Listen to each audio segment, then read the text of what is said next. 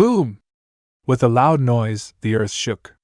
When the purple sword light collided with the nine-color sword, a terrifying energy wave suddenly erupted like a volcanic eruption. Wherever the energy wave passed, the sky and the earth roared, and the space was distorted. The originally hard ground of the ring was torn into pieces like tofu. The huge blue protective shield instantly expanded to the extreme and vibrated wildly.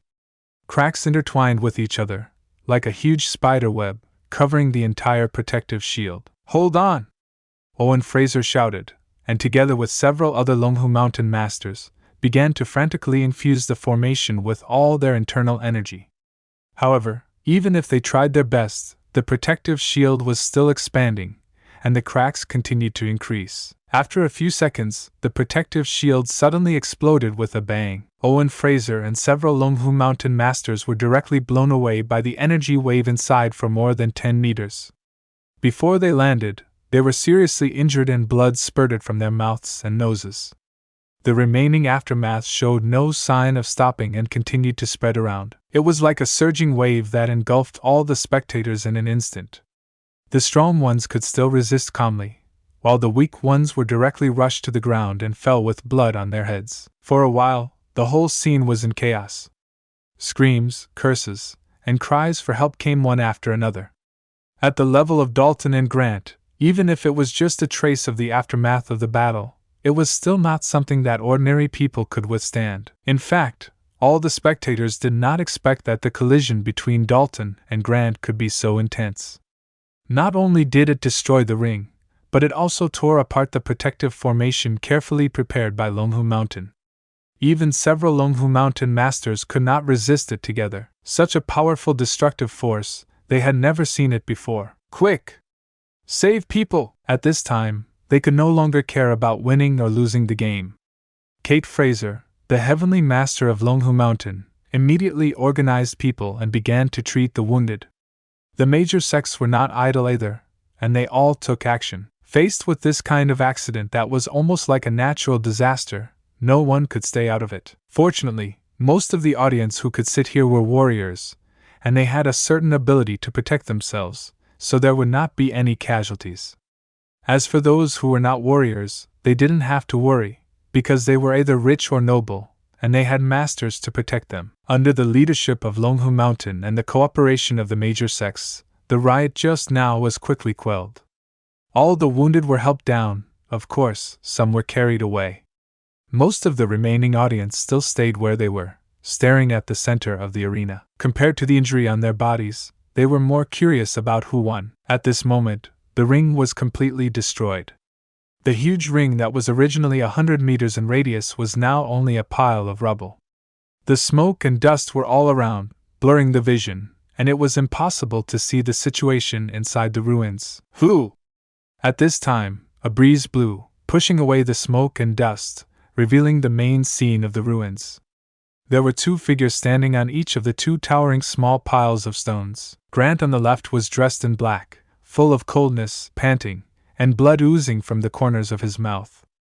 There were 9 magic swords inserted upside down in front of him.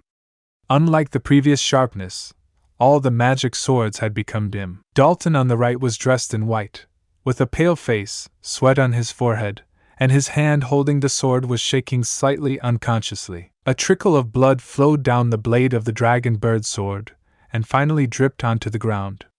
The two just stared at each other from a distance, neither of them moving. What's going on? Who won? Both are still standing. It can't be a draw, right? Everyone looked at each other, confused. Now the ring is destroyed and the array protection shield is broken.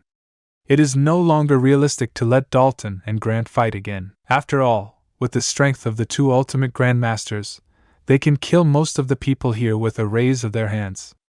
Once they fight again, without the protection of the Shurled, the side effect of the battle alone can make them disappear into ashes. Master Fraser, how should we deal with this situation now? Alan Marsh was stunned, somewhat unexpected. This? Kate Fraser's expression also froze. He asked himself that he had made sufficient preparations, with defense formation and the support of the masters of Longhu Mountain. Normally, it would be easy to control the situation.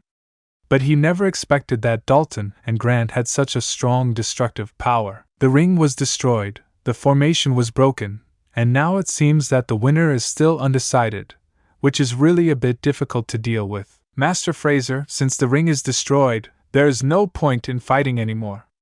How about calling it a draw?